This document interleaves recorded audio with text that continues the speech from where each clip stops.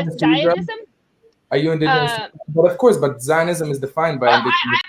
I myself am not, but many Jews You are are not indigenous to Israel, and that's, but certainly not Jews Where coming are you from indigenous to? America.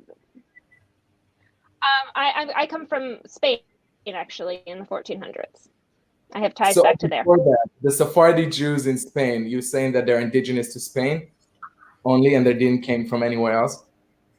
Well, I mean, how far if we're back going to go into detail about, if we're going to go into detail about that, we could also go into detail of the Middle Ages and when there were an enormous amount of conversions of Jews and so on. So that's wait, so Judaism started in Spain? Wait. So that's why I say that there is more complexity to that question, but I think we can be in agreement that there are Jews who are indigenous to Israel. But, I mean, and Palestinians, and I think the real issue here is that Palestinians are, without question, indigenous to Israel-Palestine, and yet live there without their basic rights. Let me chime in real quick, because the conversation on indigeneity is very interesting, and we could dedicate a full few hours to that. And I am happy to get back to it. I'm sorry, it's crucial for this conversation. This is an indigenous. I'm okay with having the conversation of indigeneity, but I feel like we were getting someplace and we got off track. I am happy to circle back, but it seems like Ariel's biggest issue with Zionism, or today with liberal Zionism, is she just does not think that there's a way for us to have a Jewish state that is also democratic. Chen, do you see a way for that to happen? For of course. I mean, every leader of Israel since the Oslo Accords, even before that, supported and promoted a two-state solution. The only ones that have been rejecting a two-state solution were the Palestinian Authority leadership that is corrupt and stayed in power for 12 years, over 12 years, and haven't been elected, and the Hamas terrorist organization in Gaza that is controlling Gaza, and anti-Zionists in America. Those are the people that are opposing a two-state solution. Sorry. There's also other side, the far right, that wants a one-state solution, which I personally disagree with. I don't think it should be a one-state. I think the Palestinian community deserves national rights just as much as we do. I don't think we can advocate for Zionism and national rights for the Jewish people if we're not advocating for the Palestinians as well. And yeah. Can you get behind that, Ariel? I have a few questions here. So you say that the only ones opposing a two-state solution are the PA, Hamas, anti-Zionist Jews in America. First of all, I'm no fan of the terrorist organization Hamas, and I'm incredibly critical and no fan of the PA, and I think they're doing, they're really, first of all, repressing their own people and working against any solution. There's no vision coming out from them. But that said, how about 650,000 settlers, many of whom are not zealous right-wing? I think that is what got in the way of a two-state solution, and that is what is pursuing a one-state solution. And we have to look at power here. So again, I'm no fan of the PA, and they're doing nothing helpful right now. But it's Israel who has the ability to build settlements, to reduce the barriers to living in those settlements so that low-income people, to build roads into the settlements, to subsidize the settlements. And that is what is actually pursuing a one-state solution.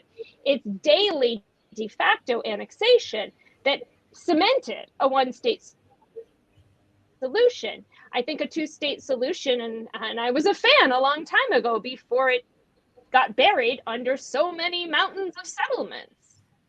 And also I want to get back to who else is getting in the way of a two-state solution. How about your good friend, Gilon Erdad, who speaks out as a proponent of de jure annexation and is supportive of the settlements, as a member of Likud, is part of that right wing. Well, I'm not Gilad Erdan. I'm Chen Mazzig, and I'm not going to defend him or any other politicians. I wrote an article supporting his appointment because I really believed in a lot of his progressive ideologies, but I don't want to spend time speaking about this because I don't think it's relevant. I think what's relevant is the definition of indigenous indigeneity to the area, because I think that's the core of the debate. If people do not, if people want to say, well, Ashkenazi Jews are not indigenous to this area, or Sephardic Jews are not indigenous to this area, what stopped them from saying that Mizrahi Jews are not indigenous to the area? Who are we to define? I mean, how long back are we going to go to define? Let's just start with the past 100 years. Let's just begin there. And let's begin with the reality that Palestinians are undoubtedly indigenous. And I think the question here is not about the denial of rights to indigenous Jews who have citizenship and rights, but the denial of rights to the indigenous Palestinian population that's happening today. When does indigenous rights expire, Ariel? Let's talk about the indigenous rights of the Palestinians. What rights do you think indigenous Palestinians should have, and what are you doing to help guarantee those rights? As I said before, I believe that the Palestinians have a right for self-determination, and it's a two-state solution that I support. The point is that I think that it's very easy for you, especially because you live on a stolen land of an indigenous native tribe, and you never recognize that. And I recognize that all the time, Hen. All the time. I'm sorry. All the time. It's not only the ground; it's the burial grounds of the Iroquois. Absolutely. And I think actually, I live on Onondaga land. So many indigenous tribes here in the U.S. And the problem that I have with someone like you that is living on the stolen land of Native Americans, making an argument specifically on burial ground. I mean, I cannot even imagine how horrible it is for. I have Native Americans friends in America tell me how horrible it is, but I can't really connect to this whole feeling knowing that someone like you lives on their ground, and we're spending. We spent a few minutes here talking to me about settlements and how settlements are a problem while you are a settler. These are not exactly the same things. And certainly as an American, I'm part of the struggle for indigenous rights. And I at no point am suggesting that Jews living in Israel-Palestine should have to leave. There's no suggestion that you shouldn't have to be there. But a settlement is a very specific definition. Guys, please don't speak. Friends, hold on. Hold on. Guys, the software cannot pick up on more than one audio stream at a time, so please do not speak over each other. Take turns. We've done an awesome job until now, and we'll continue to do it. So, Ariel, please finish your point, and then, Chen, the floor is yours. I want to point out that a settlement is a very specific definition by the UN. It's on land that is recognized as disputed territory. It's a violation of international law.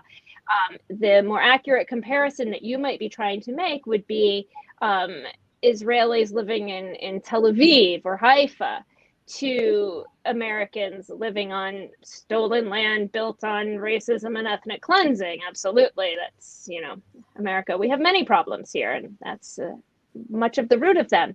But do you agree that settlements are a violation of international law?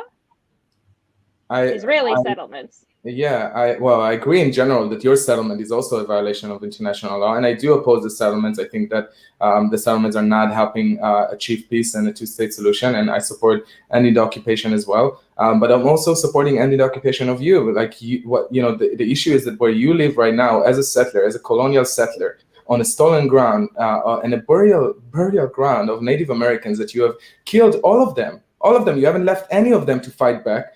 And you have the temerity to say that you care about the Palestinian community, that they are more indigenous. I mean, the Native Americans have been there so long, and they had a community that was fruitful and lively. Tel Aviv was a desert. I mean, most of Israel was a desert. The notion that you care about the Palestinians while you live on a stolen land is really problematic for me, and I think that it's beyond hypocritical. And if we want to speak about justice, this would be the place to start for you to move out of Ithaca, out of the stolen land, and where you are indigenous to, which I guess is Spain.